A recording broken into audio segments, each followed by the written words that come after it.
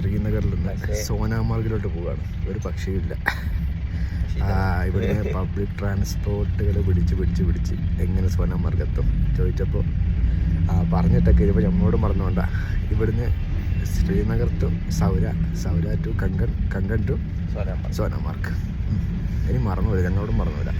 അങ്ങനെ ഈ പറഞ്ഞ വഴികളിലൂടെയൊക്കെ പോയി അവസാനം നമ്മൾ സോനാമാർഗിൻ്റെ മണ്ണിൽ കാല് കുത്തിയിരിക്കുകയാണ്. അതിരാവിലെ ഇറങ്ങിയതുകൊണ്ട് തന്നെ നല്ല വിശപ്പുണ്ട്. കഴിക്കാൻ നോക്കിയപ്പോൾ അവിടെ ആണെങ്കിൽ നല്ല വിലയും. പിന്നെ ഒരു ബ്രെഡ് ഓംലെറ്റും ചായയും വാങ്ങി കഴിച്ചു. അതിനൊന്നും ഞാൻ ഏകദേശം ഒരു 200 രൂപയുടെ അടുത്ത് കൊടുത്തു എന്നാണ് എൻ്റെ ഒരു ഓർമ്മ. അങ്ങനെ വളരെ ചെറിയ തോതിലൊരു ഭക്ഷണമൊക്കെ കഴിച്ച് മെല്ലെ സോനാമാർഗ് കാണാൻ ഇറങ്ങിയതാണ്. അപ്പോഴേക്ക് ഇതേ മഴ, ആകാശമൊക്കെ കറുത്തിരുണ്ടു.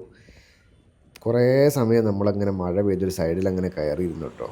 നല്ല മഞ്ഞുമലകളൊക്കെ കാണാൻ വേണ്ടിയിട്ടാണ് നമ്മളിങ്ങോട്ട് വന്നിരുന്നത്. പക്ഷേ നമ്മുടെ കാൽക്കുലേഷൻ ആകെ പാളിയെന്ന് വേണം പറയാൻ, ഈ മഴ കാരണം.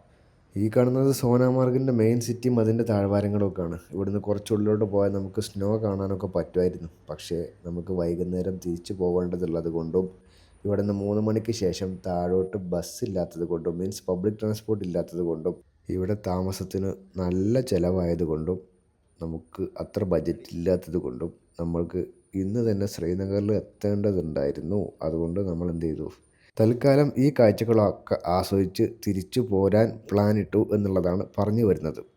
നല്ല പച്ചപ്പും അതിന് തൊട്ടപ്പുറത്ത് ഹിമാലയൻ പർവ്വതനിരകളും അതിൻ്റെ മുകളിൽ മഞ്ഞൂറി കിടക്കുന്ന കാഴ്ചയൊക്കെ ഇവിടുന്നും കാണാൻ പറ്റും. സ്നോയിൽ കാണിക്കാൻ പറ്റിയില്ല എന്നുള്ള ചെറിയൊരു സങ്കടമുണ്ട്. പക്ഷേ എന്നാലും നമുക്കിന്ന് തിരിച്ച് ശ്രീനഗറിൽ എത്തിയേ പറ്റൂ.